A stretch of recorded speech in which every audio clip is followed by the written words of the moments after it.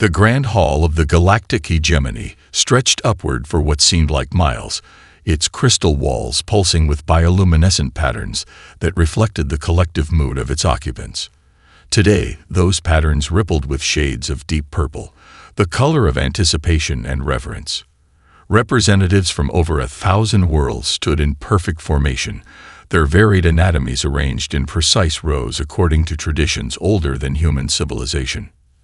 Alexandra Alex Morgan fought the urge to stretch her neck as she stood in the junior diplomat section, deliberately positioned in the far back corner of the hall.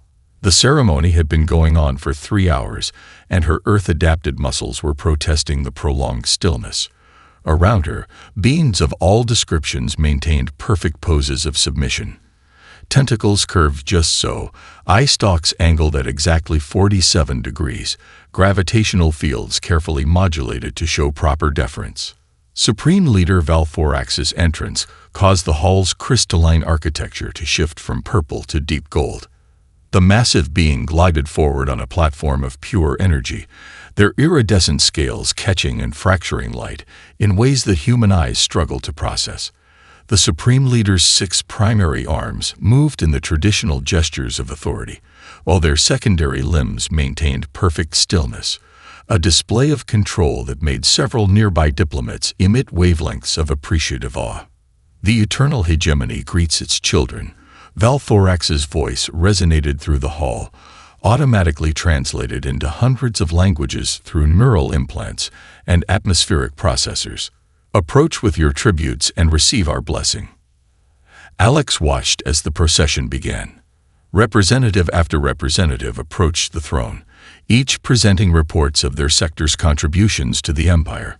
She noted how the Supreme Leader barely acknowledged each presentation, their fourth eyes remaining fixed on some distant point, while their primary eyes performed the minimal required movements of recognition.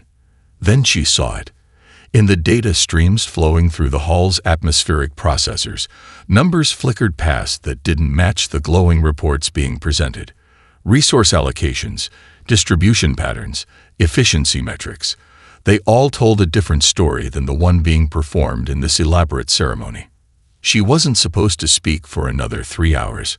Her role, as Earth's most junior cultural attaché, was to present a minor report about humanity's integration into galactic society. But the numbers kept flashing through her mind, each one representing billions of beings suffering under a system that had prioritized tradition over effectiveness. Supreme Leader, Alex's voice cut through the carefully orchestrated symphony of submission.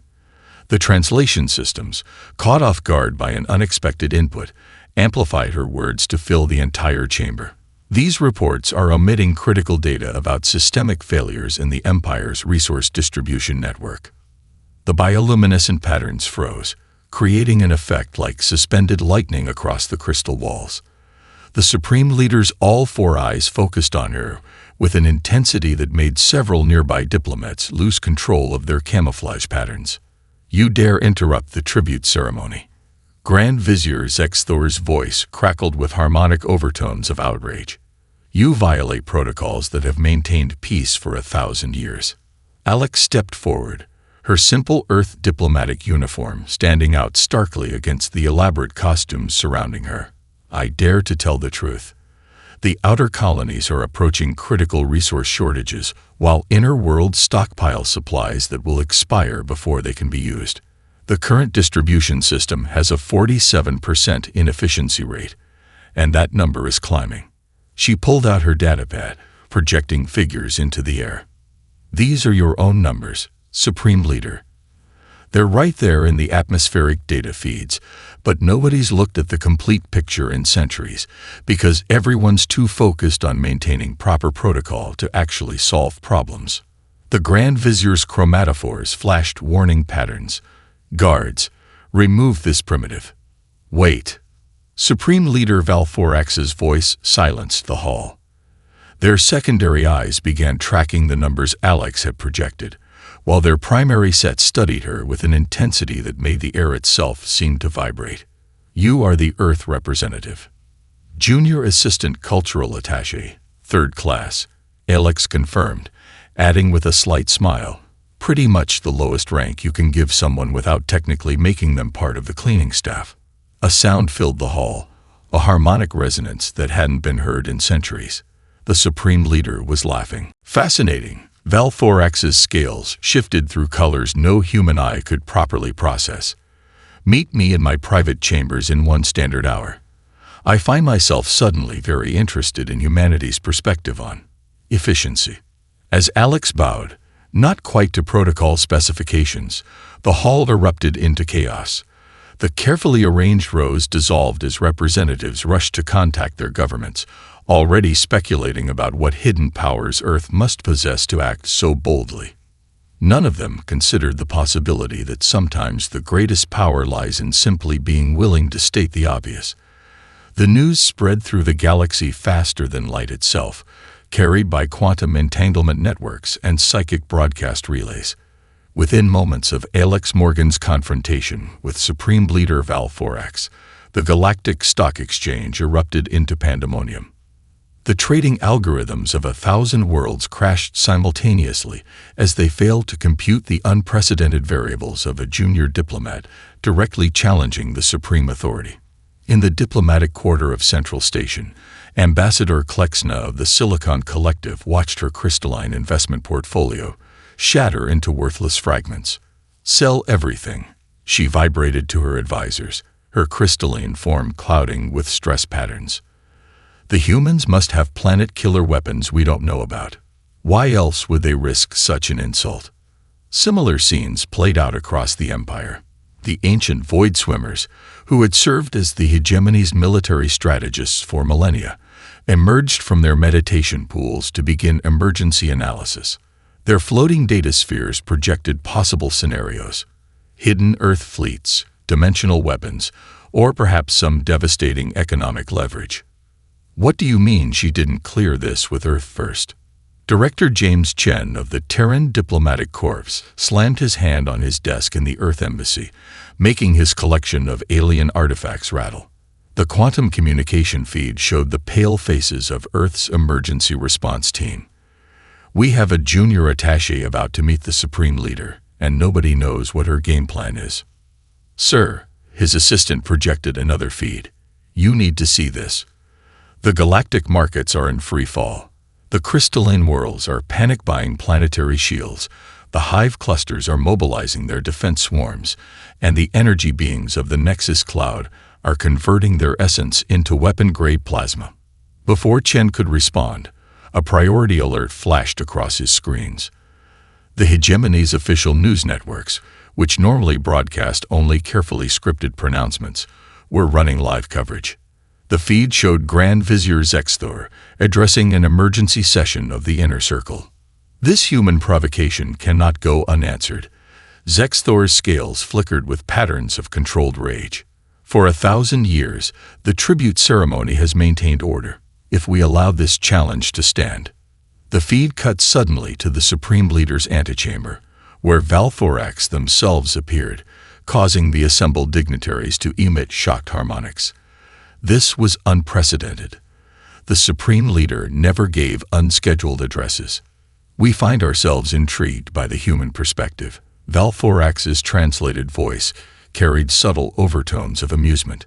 "We have granted Alexandra Morgan a private audience to discuss her observations about our empire's efficiency." The markets crashed again, but this time in the opposite direction. Speculation about Earth's supposed superweapons gave way to rumors about secret diplomatic coups. The hive clusters recalled their defense swarms. The energy beings began reconstructing their essence into more profitable forms. In a dimly lit bar in the station's lower levels, where the artificial gravity fluctuated just enough to make the drinks interesting, a group of junior diplomats from various species huddled around a holographic replay of Alex's confrontation. "Look at her stance," a young void swimmer rippled excitedly. "No fear chemicals at all. Humans must have evolved some incredible defense mechanisms. I heard they drink poison for pleasure." A Silicon Collective junior analyst chimed in, her facets glittering. "They call it coffee, and it makes them stronger." "That's nothing." A hive cluster drone buzzed. They expose themselves to radiation for aesthetic purposes. They call it tanning and consider it fashionable. The speculation was interrupted by breaking news. Alex Morgan had entered the Supreme Leader's private chambers. The bar's patrons fell silent as they watched the recorded footage of her walking through the legendary crystal gates, pausing only to wave at a security camera with what appeared to be a genuine smile. In the Earth Embassy, Director Chen received another priority message. This one was from the United Earth government, and it contained only 4 words: "Don't let her improvise."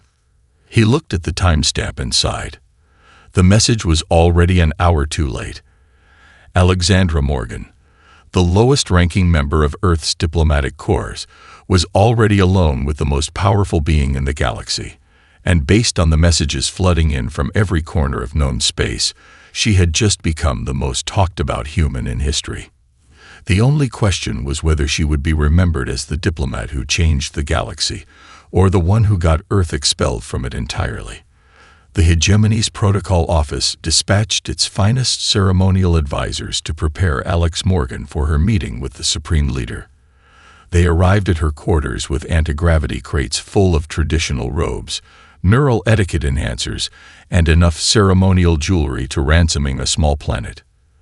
They found her quarters empty. "What do you mean she's in the maintenance levels?"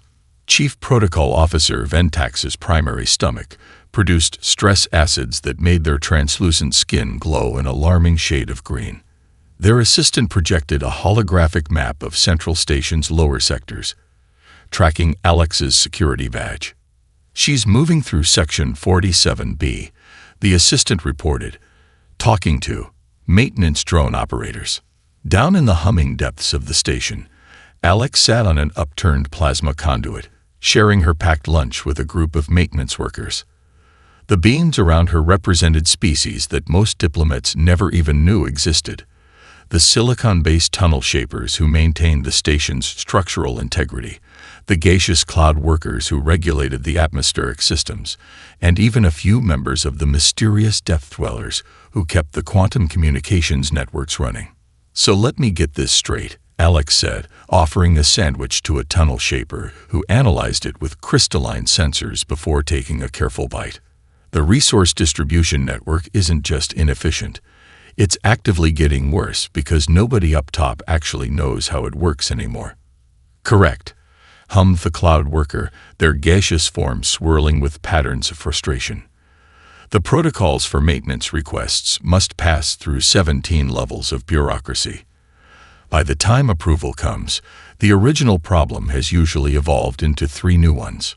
A depth dweller extended a tendril of pure darkness toward Alex's coffee thermos, curious about the liquid that produced such interesting energy readings.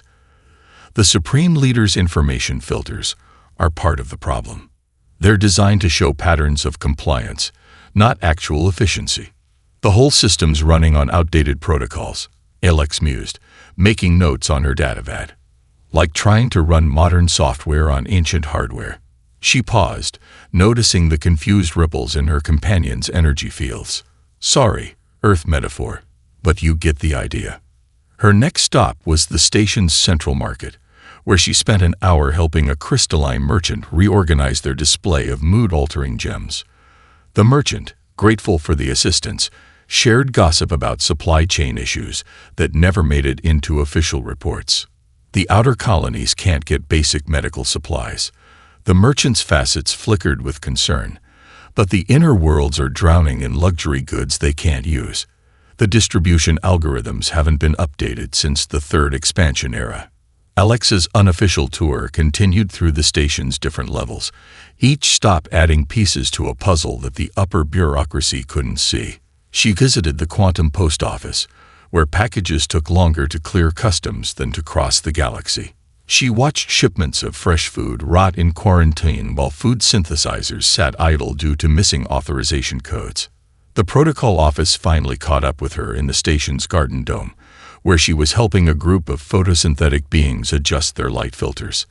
Chief Protocol Officer Ventax arrived with a full security detail, their skin now glowing bright enough to read by. Cultural Attaché Morgan, they vibrated with barely contained panic, You have exactly 47 minutes until your audience with the Supreme Leader. The ceremonial cleansing alone takes 3 hours. Perfect timing. Alex stood, brushing soil from her uniform. I've got everything I need. She held up her datapad, now filled with notes, recordings, and data streams that painted a very different picture of the Empire than the one shown in official reports. But the protocols. Ventax's secondary stomach began producing emergency stress hormones. The ceremonial robes, the neural alignments, the 17 forms of ritual greeting. With all due respect, Alex smiled. I think the Empire has had quite enough protocol. What it needs now is perspective. She looked at her reflection in a nearby decorative crystal, straightened her simple Earth uniform, and checked that her hair was merely neat rather than ceremonially perfect. Besides, she added, heading toward the lift that would take her to the Supreme Leader's level, I found that being underestimated is sometimes the greatest advantage of all. In her wake, she left a trail of beings who had, for the first time in their lives, been treated as sources of valuable insight rather than mere components in a vast machine. And in her datapad, she carried enough ground-level truth to shake the foundations of an empire. If only she could get the Supreme Leader to listen. The crystal gates of the Supreme Leader's inner sanctum parted silently, revealing a space that defied conventional physics. Geometric patterns folded into impossible shapes, creating a room that seemed to exist in more dimensions than the human mind could process. Alex Morgan stepped through, her boots clicking against a floor that appeared to be made of solid starlight. "Holy cow," she whispered, forgetting diplomatic protocol entirely. "This is incredible." Supreme Leader Valthorax emerged from a cascade of shifting fractals, their scales rippling with colors that had no names in human language. All 4 of their eyes fixed on Alex, while their 6 primary arms moved in patterns that made the very air hum with power. "You approve of our sanctum." The Supreme Leader's voice resonated through the chamber, untranslated this time. Their natural speech carried harmonics that made Alex's teeth tingle. "It's beautiful," she answered honestly, turning slowly to take in the full vista. "These patterns, they're not just decorative, are they? They're mathematical representations of the Empire's flow of resources and information." Valthorax's secondary eyes widened slightly. "You can interpret the patterns." "Not all of them," Alex admitted, pointing to a particularly complex spiral. "But that one there shows the same distribution curve I saw in the maintenance level reports, and that crystalline structure matches the current bureaucratic hierarchy. Beautiful, but with clear stressed fractures forming at key points." A sound like distant thunder rolled through the chamber as Valthorax moved closer, their massive form casting shadows that bent in impossible ways. In 10 centuries, no one has ever entered this chamber and immediately started analyzing its administrative implications. Alex shrugged. "Where I come from, we have a saying, form follows function. Even the most beautiful systems need to serve a practical purpose. And you believe our Empire's systems are failing in their function." There was a dangerous undertone to the question, harmonics that made nearby crystals vibrate in warning. "I believe they're succeeding at the wrong function." Alex pulled out her datapad, then thought better of it, and pointed to a nearby pattern instead. "Look at this flow structure. It's perfect for maintaining stability and tradition. Every element supports the others, creating the self-reinforcing pattern of incredible beauty. But it's also rigid. When conditions change, the pattern can't adapt. It can only break." Valthorax moved through the space, their form distorting the geometric patterns around them. "You speak of change as if it were desirable. Our empire has maintained peace for 1,000 years through adherence to these very patterns. Has it?" Alex walked toward a particularly complex fractal, her reflection multiplying infinitely through its facets. "Or has it just maintained the appearance of peace? Because according to the maintenance crews, the quantum post office workers, and about a dozen other species I talked to today, the cracks are already forming. They're just not visible from up here." The chamber's lights shifted, casting everything in a deep purple glow. You spent your preparation time talking to maintenance crews and market vendors, shipping coordinators, and atmospheric regulators. Turns out people are pretty willing to talk when someone finally asks them about their jobs. She turned to face the Supreme Leader directly. Your empire is incredible. The level of coordination, the technological achievements, the artistic beauty. Humanity can barely dream of building something on this scale, but you've wrapped it in so many layers of protocol and ceremony that you can't see when it needs maintenance anymore. Valthorax was silent for a long moment, their scales shifting through patterns that Alex's human eyes couldn't fully process. Finally, they spoke with harmonics she hadn't heard before. In all our centuries of rule, no one has ever dared to speak to us this way. With respect, Alex said, maybe that's exactly the problem. The chamber's geometry seemed to hold its breath. Then, unexpectedly, Valthorax moved to a central crystal formation and touched it with 3 of their primary arms. The entire room transformed, becoming a 3-dimensional display of the Empire's current status. Show us, the Supreme Leader commanded, but their tone carried an unfamiliar note, curiosity. Show us what you see from down there that we cannot see from up here. Alex smiled, rolled up her sleeves, and stepped into the holographic display. Let's start with the Outer Colony's resource requests from the past solar cycle. The Supreme Council chamber buzzed with an energy that made the crystalline walls pulse erratically. Gathered representatives from the Empire's most powerful worlds watched as Supreme Leader Valthorax's platform descended from the upper reaches, with Alex Morgan standing calmly beside them, a sight that violated at least 7 ancient protocols. The human speaks truth about inefficiencies. Valthorax's voice carried harmonics of both amusement and challenge. We propose a test of their species' problem-solving capabilities. Grand Vizier Zexthor's scales flickered with alarm patterns. Supreme Leader, surely you don't intend to. The Outer Rim situation requires unconventional solutions. Valthorax's secondary eyes fixed on Alex, while their primary set surveyed the chamber.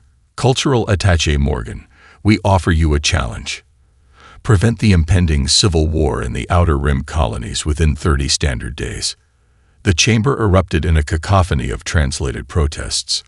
A representative of the Silicon Collective shattered into 1,000 anxious fragments before reassembling. The Void Swimmer's meditation pools began to boil. 30 days. Alex's eyebrows rose. The standard diplomatic process for arranging a single meeting takes longer than that.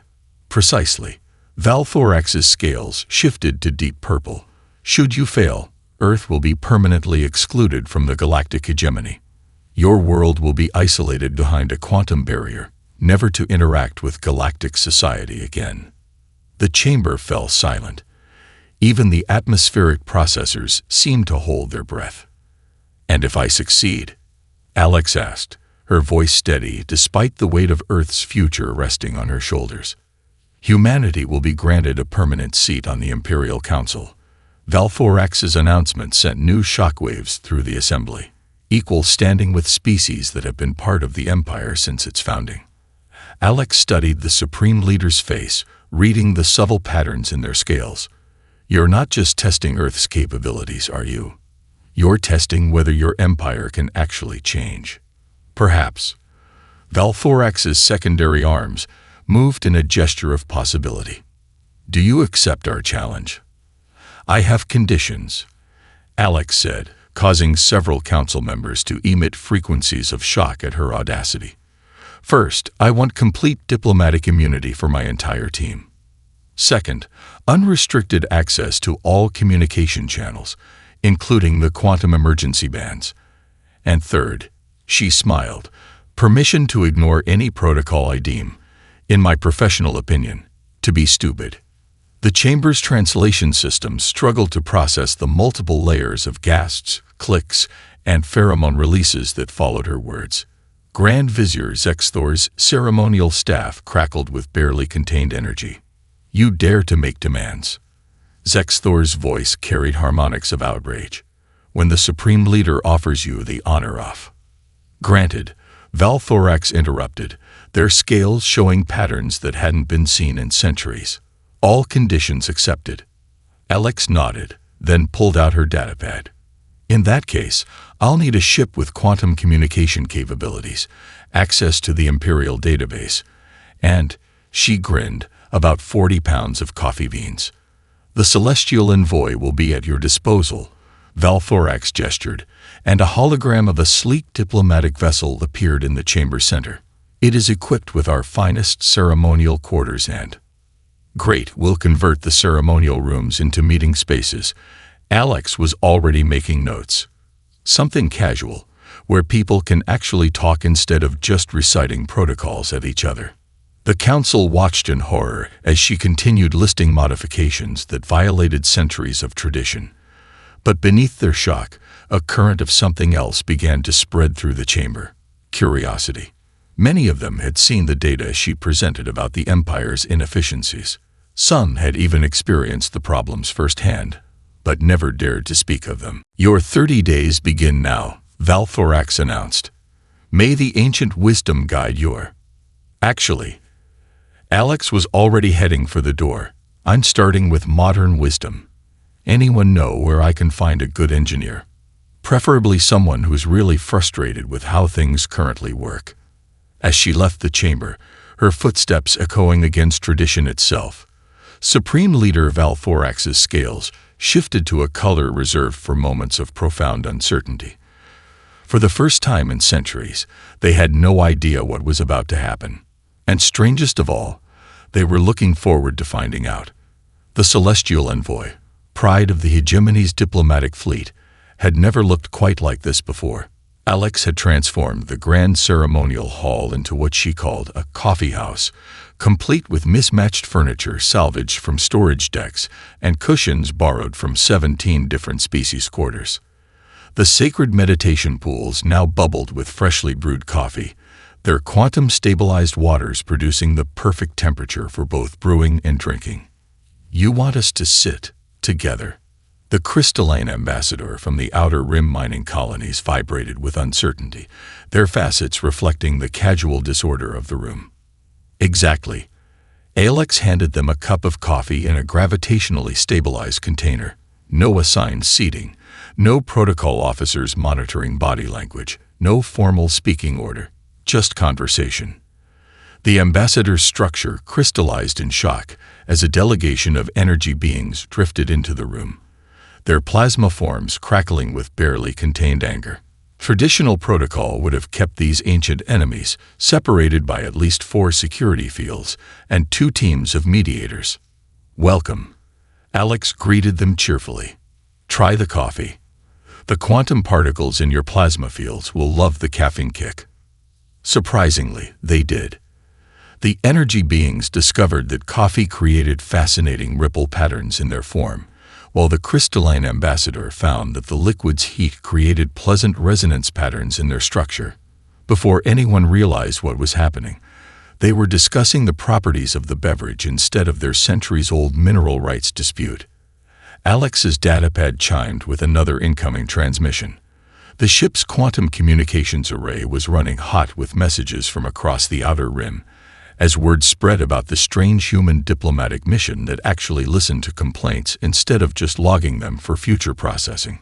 Tell me about the resource distribution problems, she said to a group of void swimmers who had arrived expecting a formal audience, but instead found themselves lounging on gravity cushions. The real problems, not the officially reported ones. The forms, one void swimmer rippled with frustration. We spend more energy filling out request forms than we do on actual mining operations. And the approval process, added a Silicon Collective member, their crystalline form clouded with memory stress. Last cycle, we lost an entire mineral shipment because the preservation field permits expired while waiting for 3 different departments to stamp the same document. Alex nodded, making notes while simultaneously mediating a heated but increasingly productive argument between 2 energy-based species about power grid access. So what I'm hearing is that we have willing traders, needed resources, and established routes, all being strangled by paperwork. Her next broadcast broke every protocol in the diplomatic handbook. Instead of formal announcements or carefully worded statements, she started streaming unedited conversations about colonial grievances. The hegemony censors were so confused by the format that they couldn't decide what to block. "This is outrageous," Grand Vizier Zexthor's voice crackled through an emergency channel. "These discussions should be conducted through proper channels." "We are," Alex replied cheerfully. "We're conducting them through all channels. Simultaneously, with full transparency. Hard to maintain artificial scarcity when everyone can see where the resources actually are, isn't it?" The assassination attempts began on day 7. Alex responded by inviting the would-be assassins to public debates, complete with coffee and comfortable seating. 2 of them ended up becoming her most vocal supporters after she helped them file long-ignored maintenance requests for their home world's atmospheric processors. By day 12, the Celestial Envoy had become the most-watched entertainment channel in the Outer Rim. Beings tuned in to watch real problems being solved in real time, without ceremonial delays or diplomatic doublespeak. The fact that solutions often came from unexpected sources, like a maintenance drone suggestion revolutionizing mineral transport logistics, only added to the appeal. "You've turned diplomacy into entertainment," a Void Swimmer observer noted, their form rippling with mixed confusion and admiration. "Not entertainment," Alex corrected, while setting up chairs for another casual meeting that would resolve 3 territorial disputes and a trade embargo. "Engagement. Turns out when you let people talk to each other like people instead of protocol units, they're pretty good at solving their own problems." A proximity alert warned of an incoming ship. The scanners identified it as carrying representatives from 5 more Outer Rim worlds, all requesting participation in what they'd begun calling the Coffee House Accords. Alex smiled, started a fresh pot of coffee, and prepared to demonstrate once again that the most powerful diplomatic tool in human history wasn't strength or technology. It was the simple art of getting people to sit down and actually talk to each other. Grand Vizier Zexthor's command center pulsed with dark energy as they orchestrated what the Imperial media would later call the week of cascading catastrophes. Holographic displays showed dozens of crises unfolding simultaneously across the Outer Rim, each carefully engineered to overwhelm Alex Morgan's unconventional diplomatic mission. "The humans' coffeehouse diplomacy ends today," Zexthor announced to their assembled conspirators, their scales reflecting patterns of smug satisfaction. No one can handle multiple system-wide crises at once. But Alex Morgan was already ahead of them. In the converted recreation deck of the Celestial Envoy, she had set up what she called a Crisis Command coffee bar, complete with real-time holographic feeds and an endless supply of caffeine. "The crystalline worlds are reporting complete communication blackouts," reported a young Void Swimmer assistant, their form rippling with anxiety. "The energy-being colonies are experiencing unprecedented power grid failures," added a Silicon Collective analyst, their facets clouded with worry. Alex took a long sip of coffee, studying the chaos displayed before her. "Notice how perfectly coordinated these random crises are. Someone's trying to play chess with us." She smiled. "Too bad, I prefer poker." She opened a direct broadcast channel to all affected worlds. "This is Cultural Attaché Morgan. We're seeing coordinated systems failures across the Outer Rim. Standard protocol would have us file emergency reports and wait for central authority approval. Instead, we're going to try something crazy. Working together." Her next moves shocked even her growing base of supporters. She paired energy-being engineers with crystalline world communication specialists, discovering that their supposedly incompatible technologies could create revolutionary hybrid systems.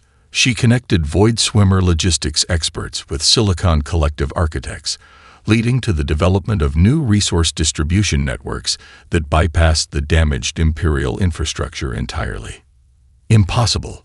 Zexthor's scales flashed with rage as they watched their carefully planned chaos transform into unprecedented cooperation. These species have been rivals for centuries. They cannot simply collaborate. But they were.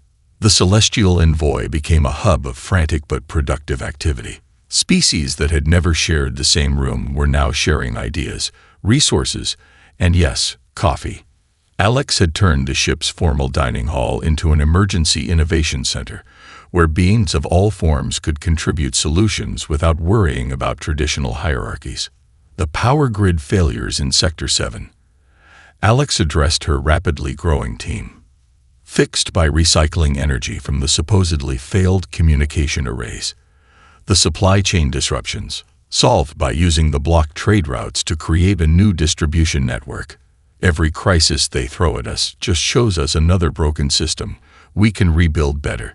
A particularly nasty attempt to sabotage the Outer Rim's atmospheric processors backfired spectacularly when Alex introduced the maintenance drone engineers, who had been keeping the systems running through sheer ingenuity for decades, to a group of energy being theoretical physicists. Within hours, they had developed a new atmospheric regulation system that was both more efficient and more stable than the original. They're not just solving the crisis, a horrified Imperial observer reported to Zexthor. They're improving everything they touch. And worse, they're broadcasting all of it. Indeed, Alex had turned the emergency response into the highest-rated entertainment in Imperial history. Beings throughout the Empire watched in fascination as real problems were solved in real time, often by the very species they had been taught to mistrust. This isn't just about fixing what's broken, Alex explained to her growing audience while coordinating responses to 3 simultaneous diplomatic emergencies. It's about showing what's possible when we stop letting ancient protocols prevent modern solutions. The final crisis, a complex legal challenge to the legitimacy of all Outer Rim governance, fell apart when Alex simply invited all involved parties to discuss their actual needs rather than their traditional rights. The resulting compromise created a new framework for colonial autonomy that somehow satisfied everyone involved. Zexthor watched in dismay as their perfect storm of crises transformed into a perfect demonstration of everything they had fought to prevent: change, collaboration, and worst of all, hope. The human hasn't just survived our attacks, one of their advisors noted, their scales showing patterns of grudging admiration. She's used them to prove every point she wanted to make about the Empire's need for change. In the Celestial Envoy's newly designated Victory Coffee Lounge, Alex raised a cup to her exhausted but triumphant team. Remember, folks, chaos is just opportunity wearing a really good disguise. Now, who's ready to show the Empire what else we can fix? The Grand Hall of the Galactic Hegemony looked vastly different from the day Alex Morgan had first broken protocol. The rigid rows of representatives had been replaced by comfortable conversation clusters. The ceremonial meditation pools now bubbled with coffee. Even the crystal walls seemed to pulse with new patterns, reflecting the changed energy of the Empire itself. Supreme Leader Valforax's entrance platform descended from the upper reaches, but this time without the usual ceremonial flourishes. Their scales shifted through colors of anticipation as they surveyed the transformed chamber. Cultural Attaché Morgan, their voice carried harmonics of amusement. You have not only prevented civil war in the Outer Rim, you have fundamentally altered how our empire functions. We are uncertain whether to thank you or exile you. Why not both? Alex suggested, drawing surprised ripples from the assembled dignitaries. You could exile me to a permanent position as Earth's representative on the new Galactic Council. New Galactic Council. Grand Vizier Zexthor's scales flashed warning patterns. What new council? Valforax's secondary eyes focused on a holographic display of the Empire's current status. Resource distribution efficiency had improved by 300%. Communication delays had dropped to near zero. Even the quantum stock exchange was showing unprecedented stability. The one we're about to create, the Supreme Leader announced, their scales shifting to patterns never before seen in the chamber. The coffeehouse accords have proven that direct communication and collaborative problem-solving are more effective than rigid protocols.